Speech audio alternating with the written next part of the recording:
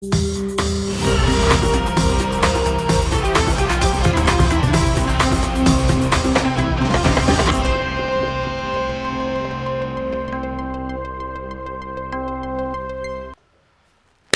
bem, pessoal, está começando o Desperta ICL de hoje. Hoje é 18 de janeiro, são 7h01 da manhã, quinta-feira. Estamos ao vivo, horário de Brasília. Muito obrigado pela parceria de todo mundo. Muito obrigado a todo mundo que já está aí comentando no nosso chat. Seja muito bem-vinda, seja muito bem-vindo. Nesta manhã maravilhosa para muitos, mais uma manhã de tragédia também no sul do Brasil, principalmente a capital do Rio Grande do Sul, Porto Alegre, que sofreu uma tempestade muito brutal nas últimas 48 horas. Daqui a pouquinho a gente vai mostrar isso aqui para vocês também.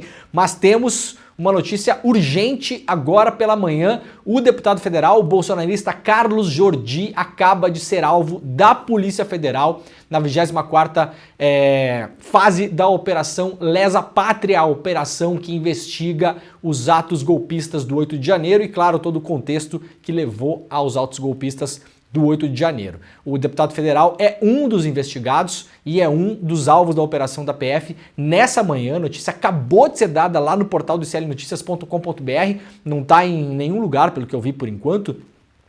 Eu recebi essa notícia agora de manhã pelo WhatsApp, não consegui conferir os outros portais de notícias, mas pelo que eu vi na capa da Folha, do UOL, do Globo, do Estadão, dos principais jornais, ainda não está publicado. Então, antes de mais nada, se você quiser detalhes sobre isso, corre para lá, iclnoticias.com.br. Daqui a pouquinho a gente vai ler a notícia e ao longo do programa a gente vai esperar a equipe do portal iclnoticias.com.br atualizar, porque essa é a operação da Polícia Federal que investiga os incitadores e financiadores do 8 de janeiro. Então atenção de novo, notícia urgente agora pela manhã, acabou de sair, saiu agora, faz, sei lá, 3 minutos lá no iclnoticias.com.br. Deputado bolsonarista federal Carlos Jordi, um dos mais vocais, um dos mais ferrenhos defensores da extrema-direita no nosso parlamento, acaba de ser alvo da Polícia Federal na Operação Lesa Pátria. Então, daqui a pouquinho a gente lê a notícia, vai ficar de olho por aqui e vamos atualizando ao longo do programa, tá bom?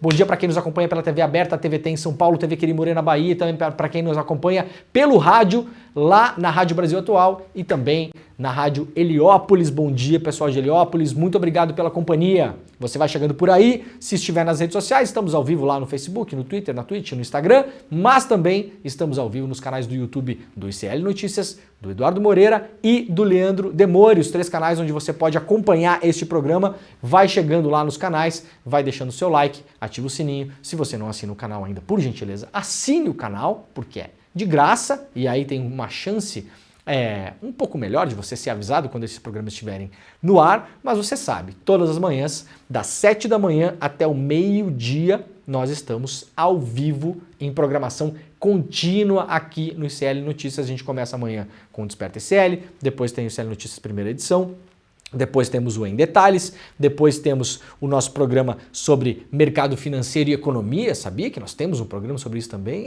Você não precisa ficar consumindo os programas dos econocoaches por aí, muitos deles que ou não sabem nada ou mentem para você, ou as duas coisas juntos, né? Você pode ficar por aqui pelo ICL e depois nós temos o Rolê ICL com o William De Luca fechando a nossa manhã. O Rolê ICL, o programa que antes era transmitido às 5 horas da tarde, agora ele complementa a nossa manhã aqui, então você pode almoçar lá com o William De Luca, dando muita risada com os principais memes que tem a ver com política também. Então não é um programa só de memes, não, é um programa que faz aí uma junção entre informação e um pouco de humor para vocês também, às vezes muito mais humor também, para vocês poderem ter um almoço um pouco mais tranquilo, informado, mas um almoço comicamente informado, programa que também tem a participação do nosso querido Guga Noblar, tá bom, gente? Muito bem, se você puder, compartilhe este programa e hoje no final do programa eu vou explicar mais uma vez como vai ser o curso que o Edu vai dar, na verdade uma grande aula aberta, uma palestra chamada O Mapa da Mina. Todos os anos em janeiro o Eduardo Moreira libera um mapa da mina de fato para todo mundo ao vivo, exclusivo e grátis, que vai acontecer no dia 28 de janeiro, agora, 28 de janeiro, então vocês vão poder se inscrever e é aquela coisa, pega toda a maçaroca de informações, toda a complexidade da economia brasileira e mundial para colocar na mão de todo mundo que quiser assistir de graça, gente, de graça, ao vivo, exclusivo e de graça. Como que vai ficar o dólar? como que vai ficar a bolsa, como vai ficar o PIB, o que vai andar na economia, quais são os riscos pela frente, isso tudo para você ficar bem informado, claro, sobre isso, pessoas que gostam de saber, de estarem ligadas no que está rolando, pessoas que trabalham com isso também, e claro, se você tem um dinheirinho guardado ali, quer investir a sua grana, deixa eu entender um pouco melhor aqui como é que vai ser a coisa, vou por esse caminho, vou por aqui, vou por ali, então é a super aula que sempre abre os anos do ICL, o mapa da mina. No final do programa, fiquem por aí que eu vou dar a barbadíssima para vocês se inscreverem. Quem quiser já ir matando a curiosidade, abrir uma aba separada aí, edu1.com.br/desperta, edu numeral 1, né? Então edu1, o link tá na tela aí. .com.br/desperta, pode correr lá e já ler para sacar o que vai rolar e já fazer a sua inscrição ali, porque é rápido, é só botar o e-mail, o nome, vai receber o link por e-mail, tudo certinho. No final do programa eu volto a tratar desse assunto, tá bom? Vamos lá então, gente, porque a notícia é urgente, urgentíssima.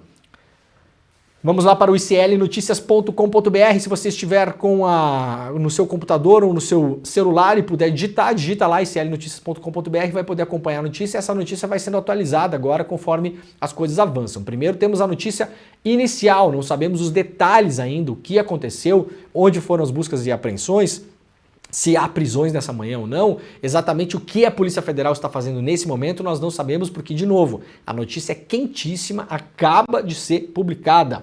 Deputado bolsonarista Carlos Jordi é alvo da operação da PF contra os atos golpistas. Policiais federais saíram às ruas do Rio de Janeiro e do Distrito Federal nesta quinta-feira 18 para cumprir mandatos de busca e apreensão na 24ª fase da Operação Lesa Pátria. No Rio de Janeiro, segundo publicou o G1, que foi então, portanto, o primeiro a dar essa notícia. Eu não consegui checar, na verdade eu esqueci de checar a capa do G1 agora de manhã, tá? Eu só vi a capa do UOL, da Folha, do Estadão, do Globo, nesses principais jornais, não estava a notícia ainda lá. Deixa eu ver se o UOL já está dando isso, vamos ver. O UOL costuma ser rápido, né? Ainda não, ó, gente. Então, na capa do UOL ainda não tem a notícia.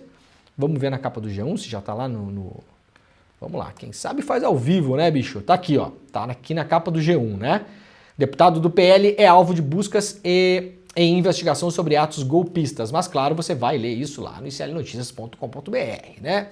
A Operação Lesa Pátria tem o objetivo de identificar pessoas que planejaram, financiaram e incitaram atos antidemocráticos ocorridos entre outubro de 2022 e o início do ano passado, quando no dia 8 de janeiro de 2023, golpistas aqui, vocês vamos lá, ó, olha aqui como é que é escrever notícia no calor do momento, né?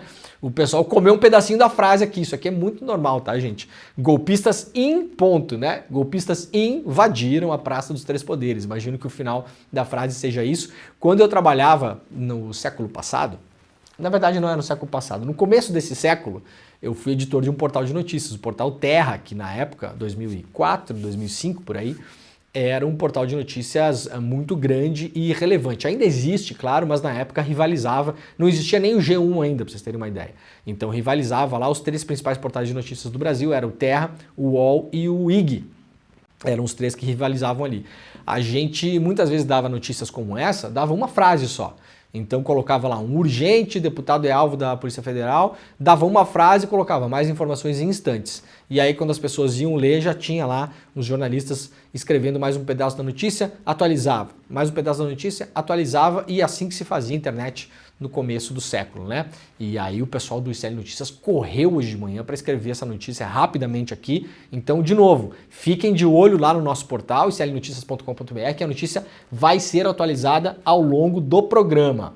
Ao todo, a PF informou que estão sendo cumpridos 10 mandatos de busca e apreensão expedidos pelo Supremo Tribunal Federal. São 8 no Rio de Janeiro e outros 2 no Distrito Federal. Os fatos investigados, afirma a Polícia Federal, teoricamente constituem os crimes de abolição violenta do Estado Democrático de Direito, golpe de Estado, associação criminosa e incitação ao crime. A PF também disse que investigações continuam em curso e a Operação Lesa Pátria é permanente, com atualizações periódicas acerca do número de mandados judiciais cumpridos e também de pessoas capturadas. Nós não temos informações ainda aqui sobre o que exatamente pesa contra o Carlos Jordi e onde foi a operação contra ele. Nem mesmo se há pedido de prisão, por exemplo. A gente não sabe de nada, a gente tem só a informação de que ele é um dos alvos. Não há informações por enquanto sobre pedidos de prisão preventiva, se fosse o caso. Então, nesse exato momento, nós não sabemos exatamente o que acontece em relação ao deputado e nem mesmo onde foram feitas as buscas e apreensões relativas a ele. Pode ser no escritório político que ele tenha no Rio de Janeiro, se não me engano o Carlos Jordi é do estado do Rio, eleito pelo estado do Rio como deputado federal em Brasília, ou se foi em Brasília.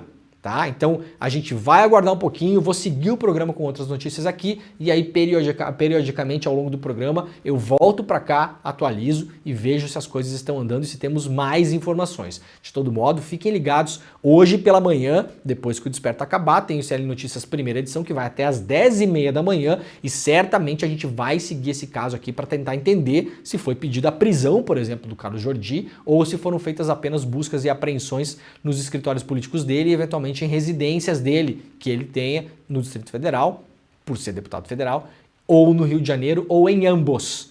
Beleza? Então a gente vai ficar ligado nisso aqui, daqui a pouquinho eu volto para essa notícia.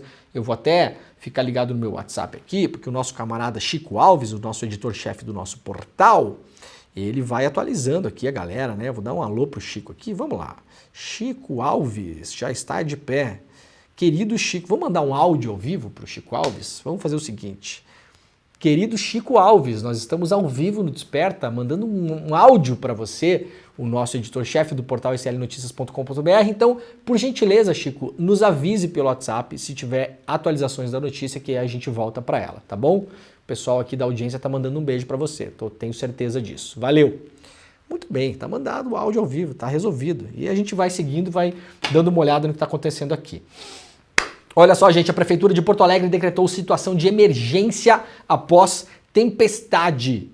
Estamos aqui no portal sul21.com.br. A Prefeitura de Porto Alegre decretou situação de emergência na tarde desta quarta-feira, portanto, ontem, no final da tarde, em função dos estragos causados pelas chuvas intensas que caíram na capital na noite de terça. A medida autoriza a mobilização de todos os órgãos municipais para atuarem sob o gerenciamento da coordenação da Defesa Civil, nas ações de resposta ao desastre e também para a reabilitação do cenário e reconstrução. O decreto classifica a situação como desastre de nível 1, nos termos de uma portaria de 2022 do Ministério do Desenvolvimento Regional, causado por chuvas intensas.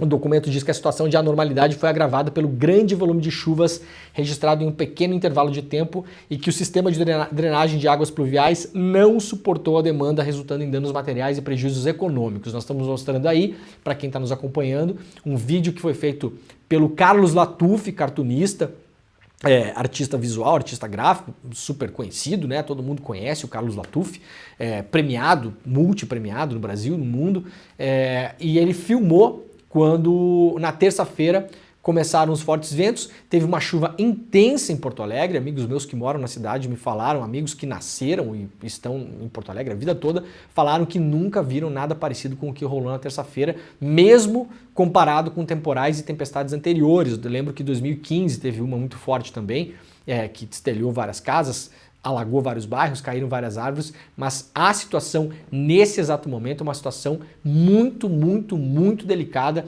Várias árvores caíram pela cidade, em cima de carros, em cima de casas, postes foram derrubados, já há aí dezenas de milhares de pessoas que estão sem luz na cidade ainda, a gente já vai falar sobre isso, e ao menos uma pessoa morreu, uma pessoa que, pelo que eu vi ontem no noticiário, aparentemente uma história muito triste, porque era um morador em situação de rua que estava se abrigando na cobertura de um comércio, se não me engano um supermercado. Essa cobertura caiu em cima dele e ele acabou perdendo a vida. Isso foi noticiado pela imprensa gaúcha ontem. Então a situação é muito, muito delicada em Porto Alegre. O site Sul 21 está fazendo uma cobertura com bastante intensidade, tem muita coisa na capa deles de hoje. E aí, seguindo aqui, secretários dizem que prioridade da prefeitura é remoção de árvores das vias. Ontem a prefeitura até fez um apelo para a população, para que a população empreste motosserra para o poder público. Vamos lá, gente, de novo. Muito bem a prefeitura pedir isso, eu não estou nem criticando esse fato. Eu vou repetir o que eu tenho falado sobre esses desastres que acontecem já. Quem acompanha o programa sabe, eu tenho falado com muita frequência sobre isso. Qual o planejamento das prefeituras pelo Brasil quando acontece? Porque não é mais um caso de se acontece. Nós vimos o que aconteceu do meio do ano passado até o final do ano passado. Estamos vendo o que aconteceu na semana retrasada no Rio de Janeiro. No Rio de Janeiro, com ao menos 11 mortos, a água invadindo a casa de centenas de milhares de pessoas. Nós estamos vendo o que acontece em Porto Alegre agora. Eu vou repetir. Qual é o plano das prefeituras para o caso de emergência? A prefeitura não tem capacidade de mobilizar outros órgãos da administração pública municipal e também estadual e federal para fazer o corte de árvores caídas. É isso. Esse é o resumo. Não, tudo bem se a população for emprestar motosserra para a prefeitura. A mim me parece um absurdo. Mas tudo bem, se precisa, vai lá, empresta, corta a árvore. A mim parece um absurdo. Por quê? Qual é o planejamento das prefeituras? Não é nenhuma surpresa que esse tipo de situação aconteça e vai acontecer de novo.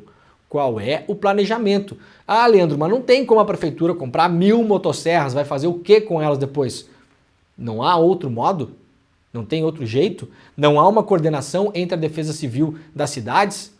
A Defesa Civil de Porto Alegre não tem um protocolo de emergência que ela pode acionar a Defesa Civil de Novo Hamburgo, de Guaíba, de São Leopoldo, que são cidades muito próximas ali, para que essas prefeituras e a Defesa Civil dessas cidades possam emprestar materiais que possam ser rapidamente usados e rapidamente devolvidos?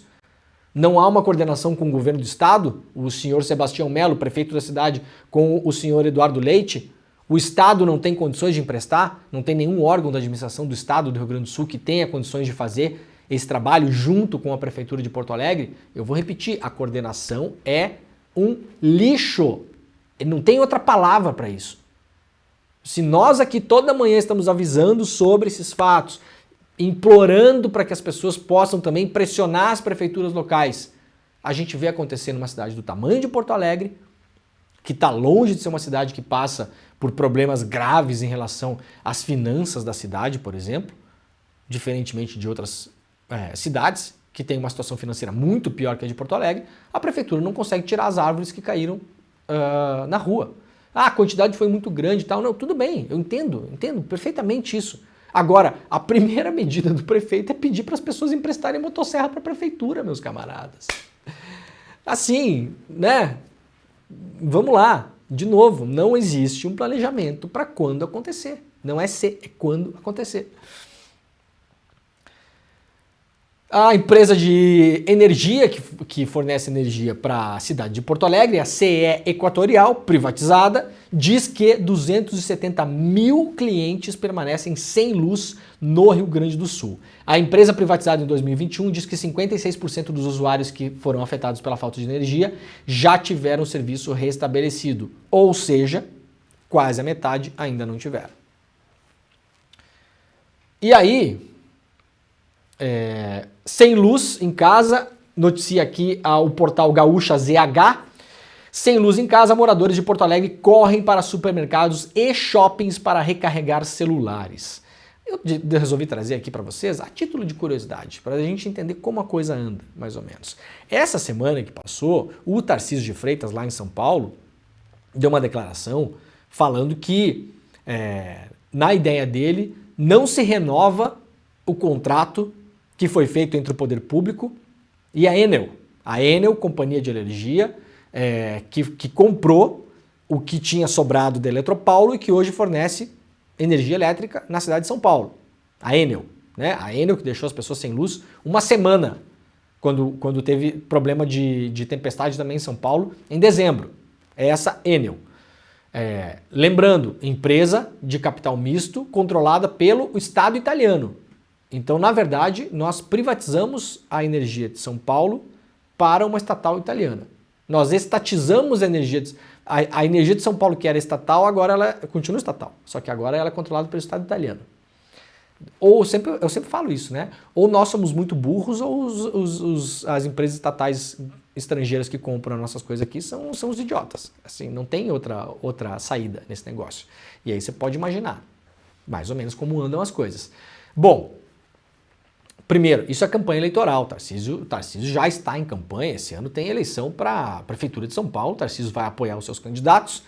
Sabe que o apoio da população em relação à tal da privatizada que assumiu a energia de São Paulo anda em baixa. Eu sempre digo isso aqui. Os partidos políticos, os políticos fazem pesquisas de opinião pública com muita frequência. Essas pesquisas não são publicadas. Eles sabem de coisas que nós não sabemos. Então tá lá, ficar rodando pesquisa toda semana, cada 15 dias, ficar rodando pesquisa, rodando pesquisa. Hoje em dia é muito mais fácil, com internet nem se fala. Mais fácil e mais barato. Então ficar rodando pesquisa para saber. Deu um temporal em São Paulo, a pessoa ficou sem luz uma semana. Roda uma pesquisa aí para saber como que tá a imagem do fornecimento de energia elétrica na cidade de São Paulo. O que a opinião pública tá achando? Rodou a pesquisa. Pô, prefeito, tá mal aí, não tá legal não. O pessoal não tá gostando, o pessoal tá meio brabo. Aí vai o Tarcísio publicamente fala, a gente não vai renovar com isso aqui. É o que o Tarcísio pensa? Não é. O cara é um privatista, o cara quebrou a marreta lá, privatizando estrada lá na Bolsa de Valores, gente. Não é o que o cara pensa, a gente vê que os caras andam conforme a conveniência. E aí tem um caso muito curioso, vejam só isso aqui, essa sequência de mensagens, né? Isso aqui é o Sebastião Melo, atual prefeito de Porto Alegre, em dois momentos, vamos lá. Isso aqui é o Sebastião Melo em 2021. O que fazia Sebastião Melo em 2021? Cadê minha canetinha que não tá funfando aqui? Vamos lá, canetinha. Vamos acordar. Ah, acordou agora. Volta para lá. Isso. Isso aqui Sebastião Melo em 2021, ó. Quando era deputado estadual. Tá? Foi deputado estadual um pouco antes disso aqui. Aqui já era prefeito de Porto Alegre. Publicou o seguinte, 28 de março de 2021. Bom dia, disse o Sebastião Melo. A prefeitura aguarda com ansiedade a realização do leilão para a privatização da CE. CE é a Companhia de Energia Elétrica do Estado do Rio Grande do Sul, estatal, que foi privatizada, para poder receber os cerca de 60 milhões acumulados em dívidas do ICMS com Porto Alegre. Sebastião Melo em 2021. Sebastião Melo ontem, 2024, publicado em 17 de janeiro de 2024. Já que a direção da CE Equatorial, essa aqui já é a privatizada, não atende o telefone nas últimas horas. Gente, isso aqui é o prefeito da cidade de Porto Alegre indo ao Twitter dizendo para a população que o prefeito, não consegue falar com a companhia de energia elétrica. O prefeito, a prefeitura, não consegue falar com a companhia de energia elétrica que fornece energia para a cidade a qual ele governa. Já que a direção da CE Equatorial não atende o telefone nas últimas horas, fazemos um apelo para que alguém da empresa compareça no CEIC, que é o Centro Integrado de Controle, e nos auxilie na governança conjunta para retomar a normalidade. Não há abastecimento de água sem energia. Por que o prefeito está falando isso aqui? Porque das 6 estações de abastecimento de água da cidade, até ontem, 5 estavam sem luz. E se não tem luz nesses lugares, não tem água para as pessoas, porque não tem bombeamento de água. 2021, dando graças a Deus que ia ter privatização, votou a favor da privatização quando era deputado estadual. Ontem, o prefeito da cidade que votou pela privatização da CE não conseguia falar com a empresa que fornece energia elétrica na cidade de Porto Alegre, tendo que recorrer ao Twitter de forma patética, porque eu estava dando risada ontem disso aqui, eu fiquei uma meia hora rindo desse negócio.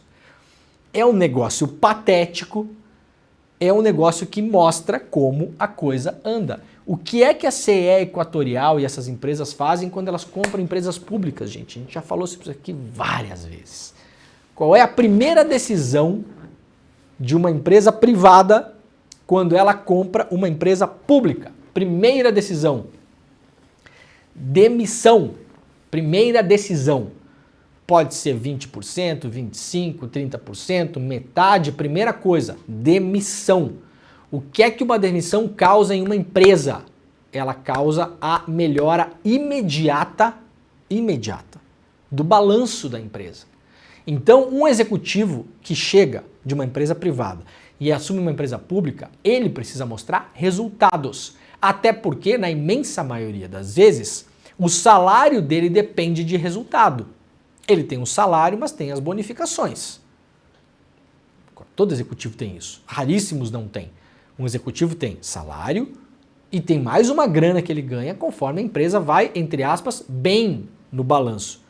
Qual é o jeito mais rápido de você melhorar o balanço de uma empresa? O balanço, só o balanço, lá no Excel. Lá nas contas, no final do ano. Demissão. Primeira coisa. Então eu posso imaginar o Sebastião Melo ligando para essa empresa privatizada agora e um telefone tocando numa sala sem ninguém. A sala vazia, assim, sabe? Uma sala que tinha antes, sei lá, 30 pessoas para atender telefone. Né? Tô fazendo uma imagem aqui, um pouco cômica, porque a situação é ridícula mesmo, né? E um telefone tocando e aquela cena de filme assim, começa filmando só o telefone, né? Filmando só o telefone começa a tocar e a câmera vai se afastando e aí vai mostrando aos poucos uma sala enorme, sem ninguém sentado, e o telefone tocando e o Sebastião Melo do outro lado da linha, assim, tentando. Aí o sinal cai, aí ele fala com alguém, o pessoal não tá, ninguém atendeu lá. Né? Parece que tá ligando para a pizzaria às 5 da tarde, a hora que a pizzaria não abriu ainda, desesperado, morrendo de fome, a pizzaria só abre às 7h30. Tá o Sebastião Melo pendurado no telefone às 5 da tarde tentando chamar pizza. Isso aqui é uma situação ridícula, ridícula. Parabéns, viu, Sebastião Melo? Parabéns. Parabéns. Vai você lá agora restabelecer a energia da subestação de água lá. Vai você lá. Pega uma chave de fenda e uma luva e vai lá você agora. Não era bom? Não era tão bom esse negócio aqui que vocês fizeram? Não foi isso que vocês venderam para a população? É a mesma coisa que aconteceu em São Paulo. Mesma coisa. A mesma coisa que acontece em outros lugares do Brasil. Estão estatizando serviços públicos essenciais. Qual o objetivo central da CE Equatorial, gente? É botar luz na sua casa ou é botar dinheiro no bolso? Objetivo central de uma empresa privada, qual é? Aula de economia 000.01. Lucro. Lucro. Para a empresa, ela faz um cálculo simples. Vai ser muito ruim se eu deixar as pessoas 5 dias sem água, porque eu não vou fornecer luz lá, porque eu tenho pouca equipe, tem pouca gente, não vai dar, não consigo fazer. Porque eu demiti uma galera, não tem condição de fazer. Pouco importa. Importa zero para eles. Então, essa é a situação patética do dia. A gente vai falar mais sobre isso aqui no ICL Notícias, primeira edição também. Parabéns, viu, Sebastião Melo? Pega uma luvinha agora, uma chave de fenda, né? Um alicate, 3 pedaços de fio, vai emendar os fios lá sozinho agora. Vai resolver lá. Já que esse negócio era tão bom, vai fazer você agora.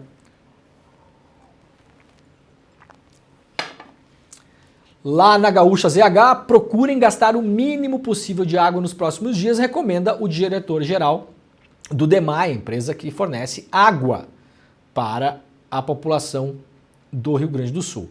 O diretor-geral do Departamento Municipal de Águas e Esgotos do DEMAI recomendou nesta quarta-feira que a população de Porto Alegre reduza o consumo de água disponível pelos próximos dias. A medida, segundo Maurício Loss, busca reduzir os transtornos provocados pelo não funcionamento das estações de tratamento e bombeamento da cidade porque estão sem luz. Simplesmente por isso. 5 das 6 estações de tratamento de água foram afetadas pela falta de energia elétrica. A única que não deixou de operar desde a passagem da tempestade na noite de terça-feira foi a estrutura localizada no bairro Belém Novo, na zona sul da cidade. Uma estação permanece sem luz, trata-se da ETA das Ilhas. A CE Equatorial está trabalhando para o restabelecimento da energia elétrica nesse ponto.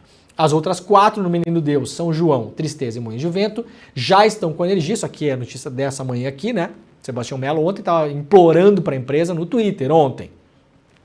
E agora pela manhã a notícia de que agora uma ainda está sem energia, 4 foram restabelecidas. Só que a volta da água ocorre de modo gradual em cerca de 80 bairros da cidade. Então não é assim, você deixou sem energia lá, agora ligou, tá todo mundo com água. Não é, né? Aí o sistema vai ter que encher de novo, tem que regular a pressão, você não pode meter pressão no sistema, senão você vai explodir o sistema. Tem que regular a pressão, distribuir primeiro aqui, depois lá, depois ali, depois lá. Então são 80 bairros sem água. 80 bairros sem água por falta de energia elétrica. Pode acontecer falta de energia elétrica por causa de uma tempestade? Claro que pode. Vou repetir. qual é o plano que o senhor Sebastião Melo tem quando isso acontece. A gente viu. Em relação à energia elétrica, plano nenhum. Porque o cara sequer consegue falar com a empresa. Parece um esfomeado pendurado no telefone ligando para uma pizzaria. É uma situação ridícula. Mas lá na hora de votar para vender, vota para vender. Na hora de comemorar, comemora. Valeu a pena, Sebastião Melo, os tais de 60 milhões que a CE ia pagar para a Prefeitura de Porto Alegre? Esse dinheiro com certeza já sumiu, né? Já se foi, acabou. E aí agora não tem mais nem dinheiro, nem empresa pública e nem consegue falar com a privada. Parabéns, viu? É como se ninguém tivesse avisado também. Ainda lá no sul21.com.br, 61% dos brasileiros acreditam que terão que se mudar por conta das mudanças climáticas, diz uma pesquisa. Então, para encerrar isso aí, esse assunto, estamos... Ó, o Chico Alves me mandou um áudio aqui, eu não sei se eu posso ouvir ao vivo, o editor-chefe do nosso clnoticias.com.br. Eu vou ouvir aqui, só no meu ouvido aqui, Jimmy. Vamos fazer aqui, ó. Vamos ver aqui. Ó, tá ligado?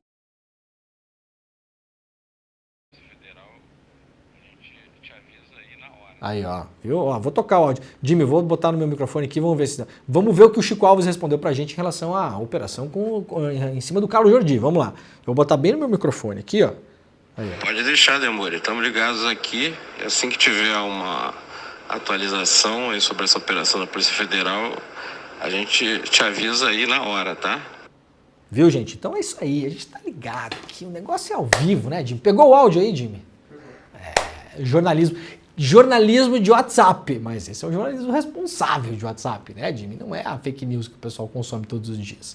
Daqui a pouquinho a gente volta para a notícia lá para ver se temos novidades em relação ao deputado federal Carlos Jordi, como para quem está chegando atrasado agora, o deputado federal Carlos Jordi, bolsonarista, um dos mais ferrenhos defensores da extrema-direita na Câmara Federal, é alvo da 24ª fase da operação Lesa Pátria, que busca identificar os perpetradores, financiadores e instigadores do 8 de janeiro, um mandado que foi expedido pelo Supremo Tribunal Federal, buscas e apreensões, não temos notícias de prisões, ainda não sabemos se foi pedida a prisão do deputado. Isso a gente está tentando buscar, tentando apurar para trazer para vocês aqui em primeira mão. Mas já sabemos que tem buscas e apreensões no Rio de Janeiro e no Distrito Federal. Groenlândia perde 5.000 quilômetros de camada de gelo em quase 4 décadas. A Groenlândia perdeu 5.000 quilômetros quadrados de camada de gelo entre os anos 85 e 2022. É o que aponta um estudo publicado pela revista Nature. Foram realizados cerca de 240 mil imagens de satélite durante o período. Capitaneado pelo glaciólogo Chad Green, do Laboratório de Propulsão a Jato da NASA nos Estados Unidos, o estudo estima que o derretimento de gelo na Groenlândia tenha contribuído com mais de 20% para o aumento do nível dos oceanos desde 2002. Toda vez que eu trago essas notícias aqui, eu fico cada vez mais impressionado. Cada vez mais impressionado.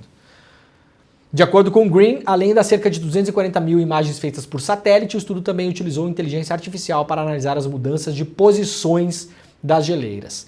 Quase todas as geleiras da Groenlândia perderam peso ou retrocederam nas últimas décadas. Está acontecendo em toda parte ao mesmo tempo, disse o pesquisador. Segundo o estudo, mais de 1 trilhão de toneladas de gelo foram perdidas em quase 4 décadas. A camada de gelo da Groenlândia é a segunda maior do mundo depois da Antártica. O estudo apontou ainda que as geleiras mais suscetíveis às mudanças sazonais, que se expandem no inverno e retrocedem no verão, são também as mais sensíveis ao impacto do aquecimento global. Tem volta em curto prazo de tempo isso aqui, ou médio? Não tem. Não tem. Não tem. Alguém vai lá colocar a Groenlândia num freezer? Alguém vai resolver? O nosso amado capitalismo vai resolver isso? Vai criar um freezer gigante lá da empresa de geladeira para resolver? Não vai. Não vai. O problema foi causado. Tá aí, ó. Tá aí, ó. O derretimento gigantesco. Gigantesco. Um estudo publicado na Nature, que é uma revista séria, uma das mais sérias do mundo em termos científicos. 240 mil imagens de satélite para mostrar que a coisa tá feia mesmo, gente. Cada vez mais, né? Olha, nós divulgamos ontem aqui uma notícia publicada pelo site The Intercept Brasil sobre um pastor evangélico que defende a escravidão nos Estados Unidos. Diretamente, assim, sem meias palavras. Sem meias palavras. Fala que ter escravos lá nos Estados Unidos era uma coisa de Deus. Era normal, não era problema nenhum, não é pecado, contanto que você tratasse os seus escravos muito bem, né? Você fosse um cara legal, um senhor bacana, um senhor querido, fofo, né? Você compra a pessoa, ela vira uma posse sua, um homem, uma mulher, um adolescente, uma criança, vira um bem, um patrimônio, como se fosse um cavalo, uma mula, uma carroça. Mas se você tratar a pessoa legal, não tem problema, segundo a visão, a leitura da Bíblia que esse cidadão norte-americano faz. Muito bem, esse cara viria ao Brasil para participar de um dos principais congressos evangélicos do país. O site Intercept publicou essa notícia e agora temos uma atualização.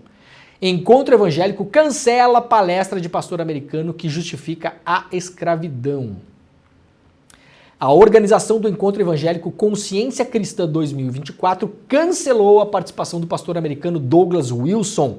O cancelamento ocorre após a repercussão negativa da presença do religioso, que prega a ideia de que a Bíblia autoriza a escravidão. O evento acontecerá em Campina Grande, na Paraíba, em fevereiro. Em nota, a Visão Nacional para a Consciência Cristã, organizadora do evento, informou que decidiu cancelar a participação do pastor Douglas Wilson, da Christ Church, após polêmicas levantadas por interpretações de falas do preletor sobre o tema sensível da escravidão no contexto americano. Ou seja, não cancelou porque esse cara é um criminoso, um racista, uma pessoa da pior espécie, não. Cancelou porque deu, entre aspas, polêmica algumas falas dele que, aqui tá um quem me conhece sabe, né? Tem um problema de interpretação nas falas. Então, assim, o problema não é o cara ser um racista. O problema não é o cara usar a Bíblia para justificar a escravidão. O problema não é ele ter sido convidado, porque eu posso imaginar que o Ronilson Pacheco, que é um colunista do Intercept, um excelente colunista, pastor, acadêmico, cientista, estudioso, vive nos Estados Unidos, eu posso imaginar que se o Ronilson Pacheco sabe quem é esse cidadão, as pessoas que o convidaram para vir palestrar no Brasil também sabiam. Isso aqui é o mesmo caso do tal do filho do Hamas, que veio para o Brasil no ano passado, palestrar na CONIB, a convite da organização Stand With Us, capitaneada pelo o lobista de Israel, André Laget, que, aliás, entrevistado no Fantástico de novo no domingo. Publicou artigo na Folha de novo essa semana. Né? A grande imprensa não aprende. Apresentado como um especialista neutro, desinteressado na questão de Israel e Palestina. Trouxe para o Brasil o filho do Hamas e eu, em uma pesquisa de 5 minutos no Google, peguei 3 falas do tal do filho do Hamas, que veio para o Brasil para falar sobre a paz, sobre a situação de 2 estados, sobre o direito dos palestinos também terem uma terra, chamando palestinos de terrorista, falando que não deseja mais nenhum estado árabe na região. Uma outra fala dele que foi descoberta depois, comparando os palestinos a gado, a vaca, né? Esse é o cara que foi trazido ao Brasil. Eu posso imaginar que a Stand With Us e a CONIB fizeram o que eu fiz antes de trazer o cara, usaram o Google. Então eu posso imaginar também que a Visão Nacional para a Consciência Cristã também tem Google onde essas pessoas moram. Será que não tem? Será que não tem internet onde as pessoas moram? Então sabiam exatamente quem estava trazendo e não cancelaram a participação por esse pastor ter falado o que falou. Cancelaram porque essa gente aí horrível aí da esquerda, né? O Ronilson Pacheco, uma pessoa horrível, o Intercept, um site horrível, né? Todo mundo, essa gente horrível, interpretou mal o que ele falou. É um problema de vocês, viu? O cara só não tá vindo porque vocês interpretaram mal e causaram essa polêmica. Não é porque o cara é um racista. Então a essência do evento não muda nada. Estaria no Brasil palestrando em fevereiro se não tivesse sido denunciado. A vinda de Douglas Wilson na Conferência Consciência Cristã 2024 gerou críticas no meio evangélico. Para o teólogo Ronilson Pacheco, em texto publicado no site Intercept Brasil, a participação do pastor americano cruza uma linha inaceitável e permite a defesa aberta da naturalização da escravidão. Muito bem, quem quiser ler o texto que gerou essa denúncia, está publicado lá no Intercept Brasil. Deixa eu ver se eu tenho o link aqui. Não tenho, mas vocês podem ir lá para o Intercept, fácil de achar, e coloca Intercept Brasil no Google, vocês vão conseguir encontrar. Promotor que investigava a invasão de TV é assassinado a tiros no Equador. O Ministério Público do Equador informou que o promotor César Soares foi assassinado a tiros na tarde de quarta-feira. Ele investigava a invasão da TV estatal TC Television, ocorrida no dia 9 de janeiro. O crime ocorreu na cidade de Guayaquil. Lembra aquela invasão que nós mostramos no Equador?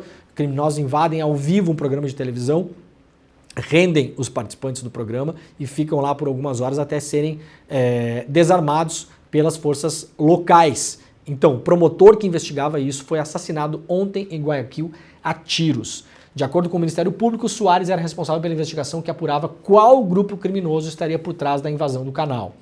Nas redes sociais, a Procuradora-Geral do Equador, Diana Salazar, publicou um vídeo em que afirma que vai pedir às forças de segurança proteção às autoridades. As primeiras informações que nós tivemos ontem é de que o promotor, nesse dia de ontem, estava sem escolta. Ele estava sendo protegido por escolta, mas parece que ontem ele tinha dispensado a escolta. E aí acabou sendo interceptado no meio da rua e acabou sendo assassinado.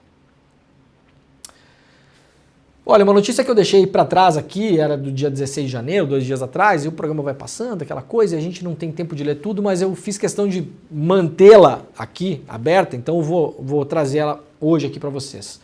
Rapidamente, só para vocês terem, só para confirmar o que a gente já sabe. Confirmar o que a gente já sabe, mas é importante a gente ter as confirmações. Elite no Brasil vê renda crescer até o triplo do observado entre o restante da população.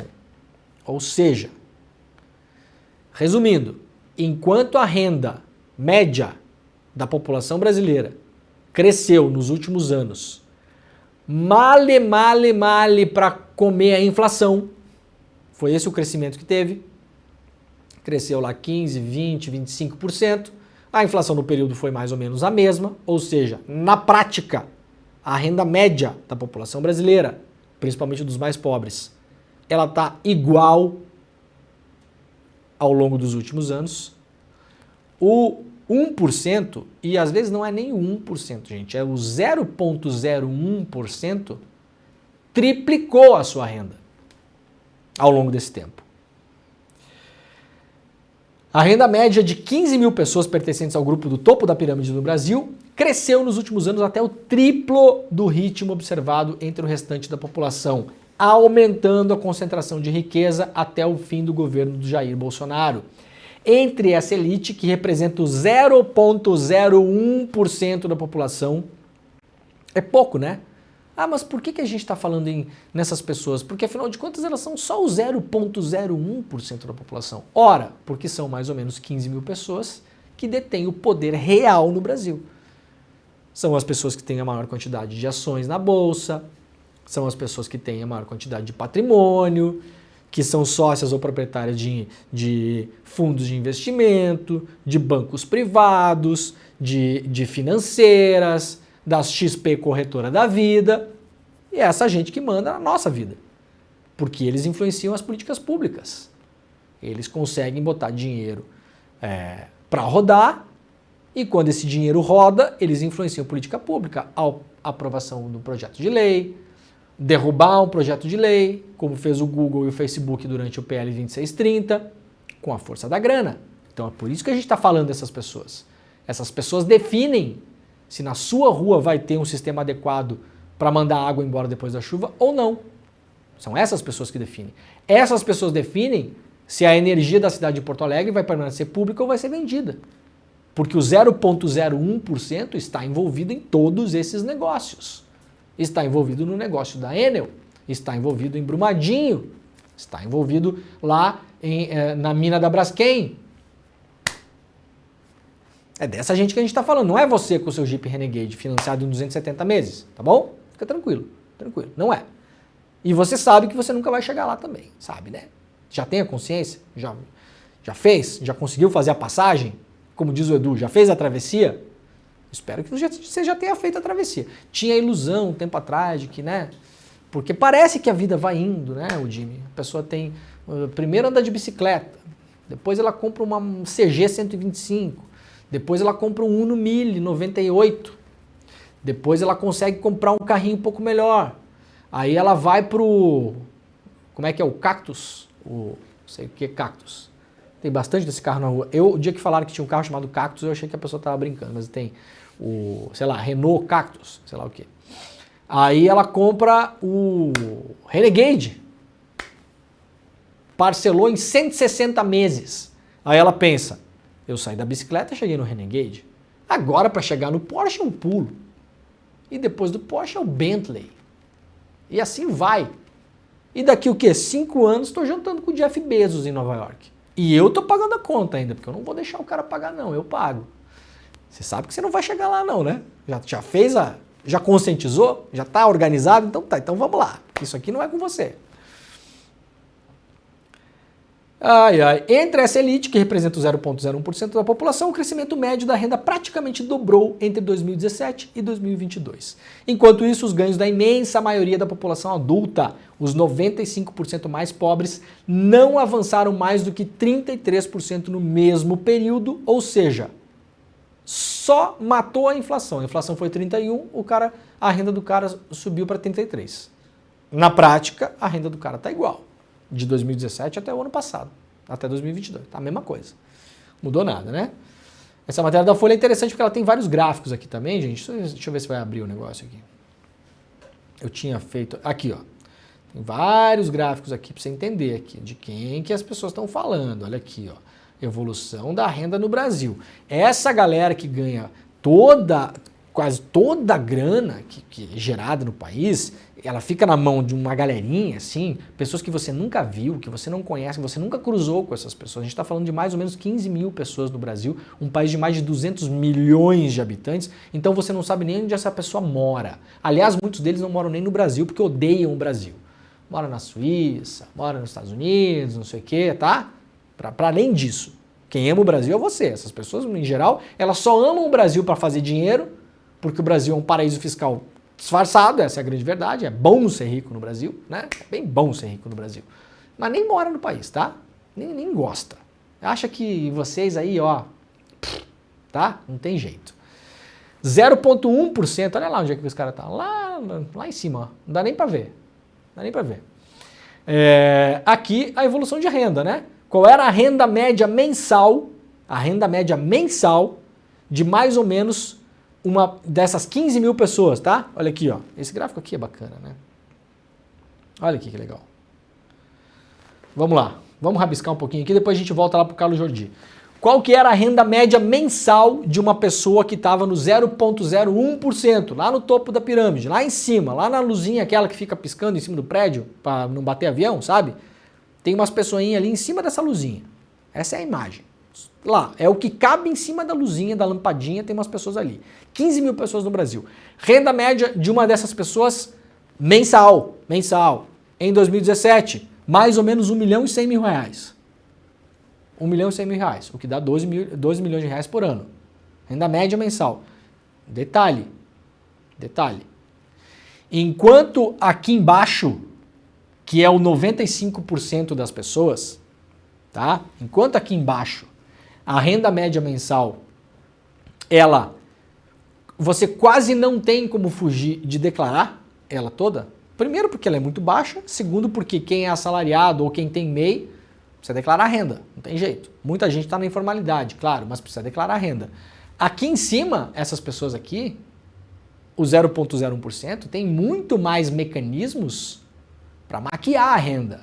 Então isso aqui é só o declarado, tá, gente? Vocês tenham certeza que um super rico no Brasil, em 2017, ganhava muito mais de 1 milhão de reais por mês. Muito mais. Investimentos no exterior, investimento no nome da fulana, do ciclano, do laranja, do amigo, do cachorro, do papagaio.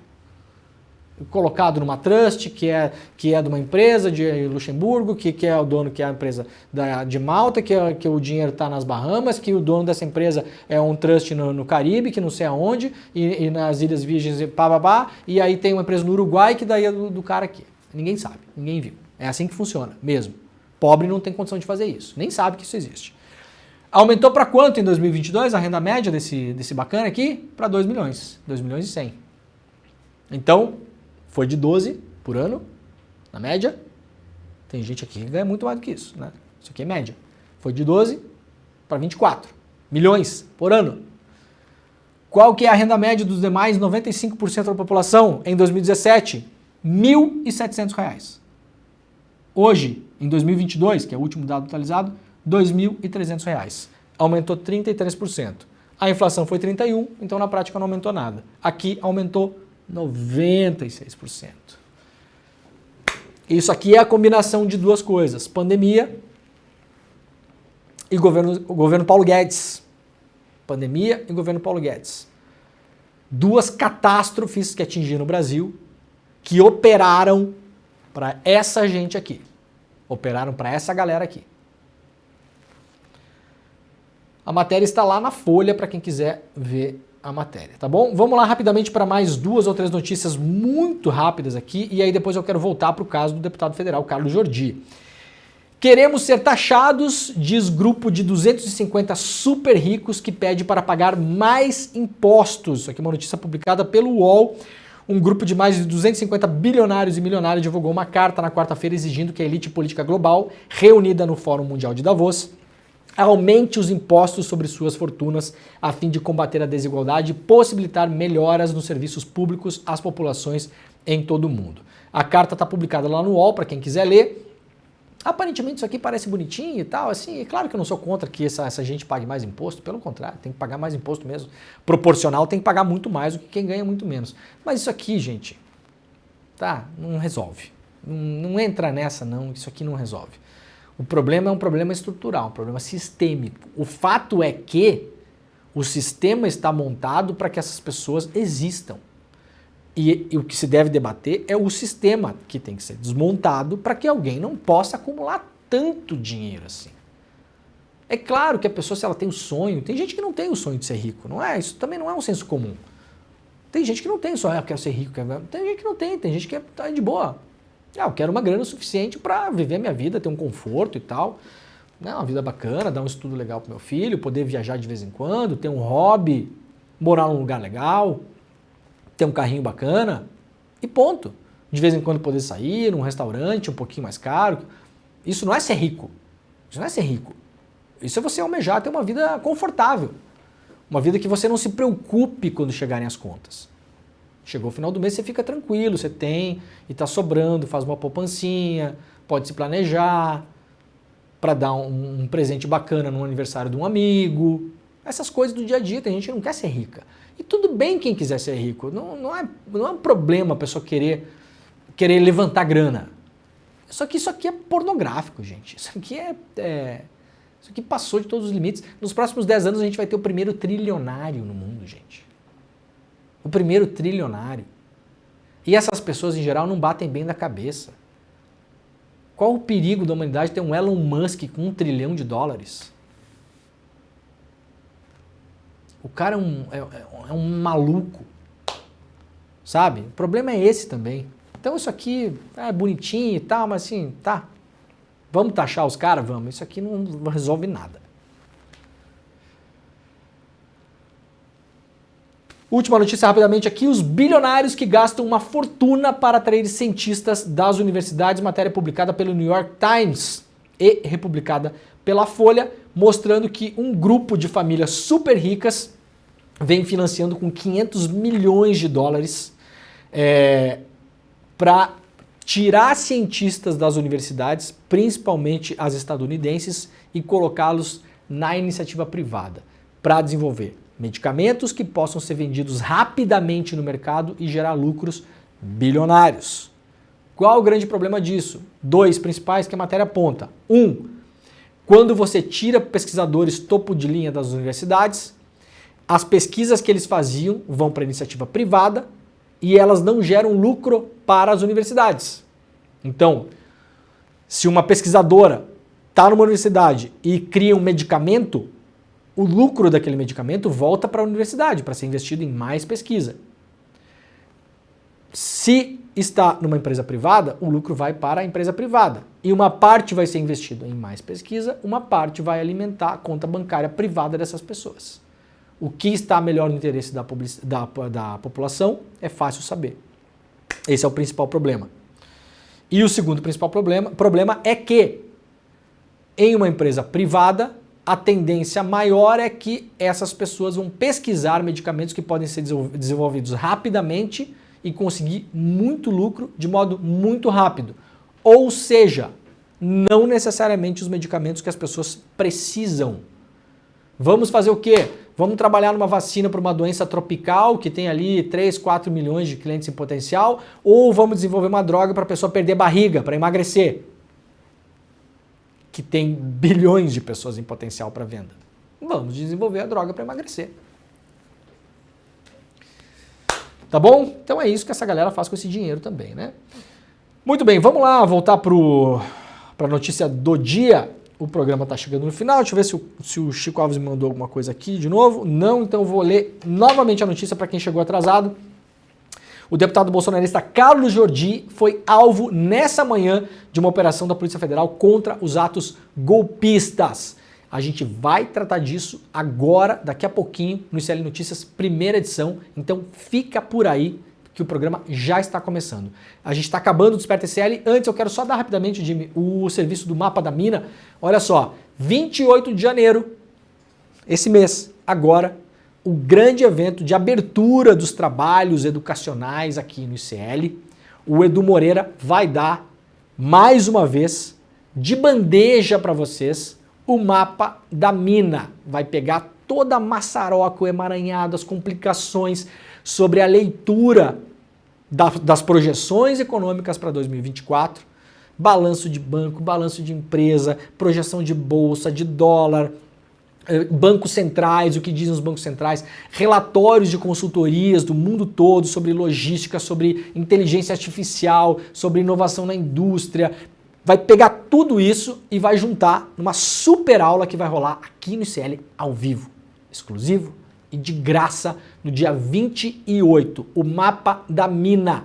Você gastaria uma banana para pegar um conteúdo parecido com esse, gastaria um bom dinheiro para pegar um conteúdo parecido com esse se você fosse comprar um curso desses. Vai por mim, custaria muito caro e não com a qualidade que o Edu faz, porque vocês conhecem a qualidade do Edu. O Edu é nerd, né? Tá lá mergulhado em papelada, em coisa, em relatório, para trazer aqui para vocês. Dólar, bolsa, PIB, setores, como é que vai ser isso, como é que vai ser aquilo, inteligência artificial, tudo. Vai ter tudo lá. Então, ó, link para inscrição, edu1.com.br/desperta. Edu, numeral 1, edu1, tá na tela para vocês aí. .com.br/desperta. Deixa seu nome, seu e-mail, você vai ser avisado por e-mail e aí no dia 28 vai pegar o Mapa da Mina aqui ao vivo, exclusivo e grátis, tá bom? Acabou o programa, voltaremos amanhã às 7 horas da manhã. Muito obrigado pela parceria de todo mundo. Está começando o ICL Notícias, primeira edição. Tchau. Todo ano em janeiro a gente se reúne para o nosso encontro Mapa da Mina, onde eu faço minhas previsões para o mercado financeiro, o que eu acho que vai acontecer ao longo do ano que está começando. A gente costuma acertar bastante, mas em 2023 aconteceu o impensável.